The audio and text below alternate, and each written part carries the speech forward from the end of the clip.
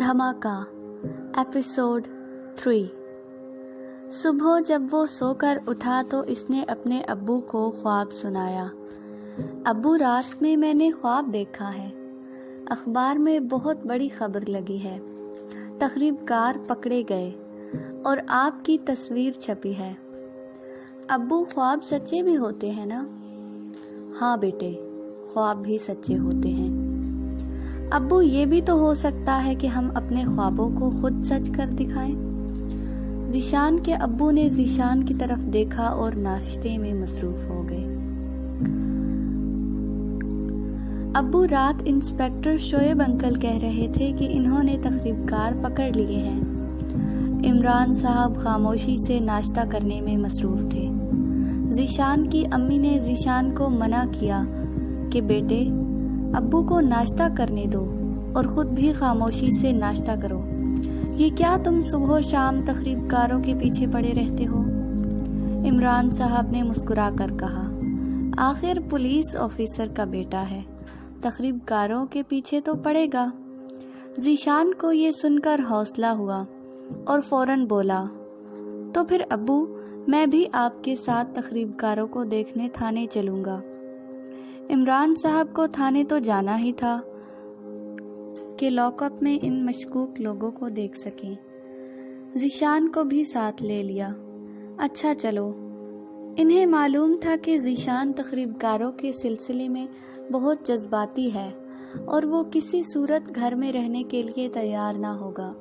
جب ذیشان اور عمران صاحب تھانے پہنچے تو تھانہ انچارج انسپکٹر پرویز نے تخریب کاروں کو لاک اپ سے نکال کر اپنے سامنے بٹھایا ہوا تھا۔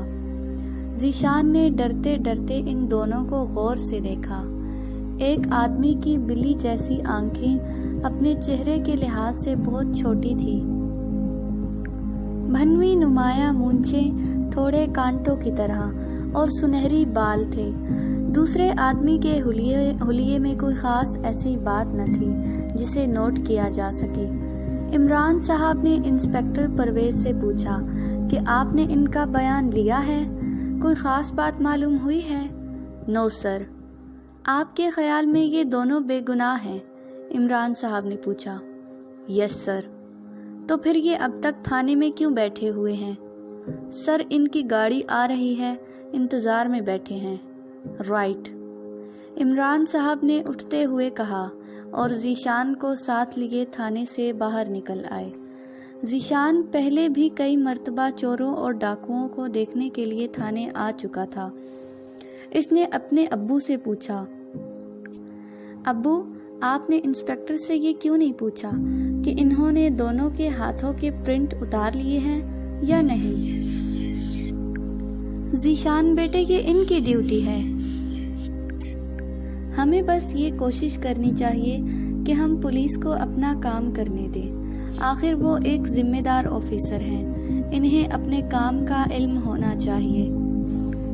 اور یہ بھی ممکن تھا کہ میں اگر پوچھتا تو انسپکٹر برا مان جاتا کہ مجھے اتنا بھی معلوم نہیں۔ اس کے باوجود ابو، آپ کو اکیڈمی سے فون کر کے انسپکٹر صاحب سے ضرور پوچھنا چاہیے کہ اس نے ان کی فائل بنائی ہے یا نہیں۔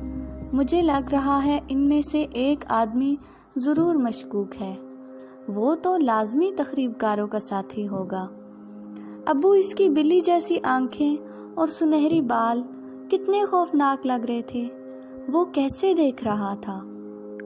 اور وہ دوسرا بیچارہ، وہ تو کوئی شریف آدمی تھا، ایسے ہی ان کے ساتھ پکڑا گیا۔ عمران صاحب نے ذیشان کو دوبارہ گھر اتارا اور اکیڈمی کی طرف روانہ ہو گئے۔ شام کو جب عمران صاحب گھر آئے تو ذیشان کا پھر وہی سوال تھا، ابو، آپ نے انسپکٹر صاحب سے پوچھا؟ بیٹے، میں نے جان بوجھ کر نہیں پوچھا، مجھے اچھا نہیں لگتا کیونکہ میں اب اکیڈمی میں ہوں اور اس طرح کی دخل اندازی مناسب نہیں ہوتی۔ لیکن پولیس آفیسر آپ سے اس سلسلے میں مشورہ لینے تو آ رہے ہیں۔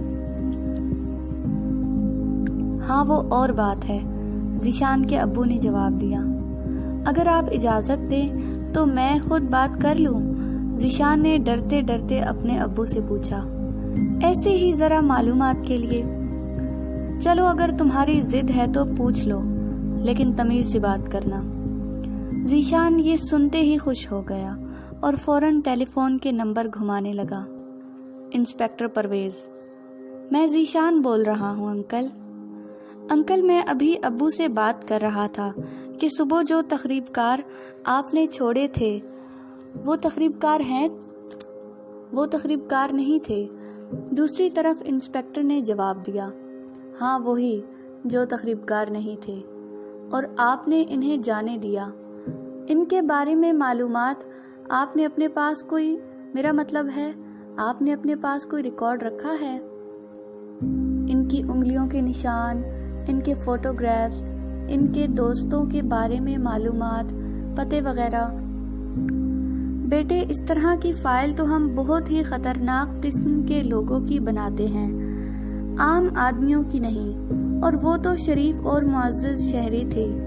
ہم نے ان کے شناختی کارڈ دیکھ لیے تھے۔ انکل مجھے تو وہ کوئی غیر ملکی لگتا تھا، اس کے پاس شناختی کارڈ کہاں؟ بیٹے، اس کے پاس شناختی کارڈ تھا تو میں اسے کیسے غیر ملکی کہوں؟ اور پھر ان کی سفارش بھی تھی، ایک اہم شخصیت نے ان کی سفارش کی تھی۔ اور بیٹے، ابھی تم چھوٹے ہو، پڑھا کرو اور بڑوں کی باتوں میں دخل نہ دیا کرو۔ ذیشان نے خاموشی سے ریسیور کریڈل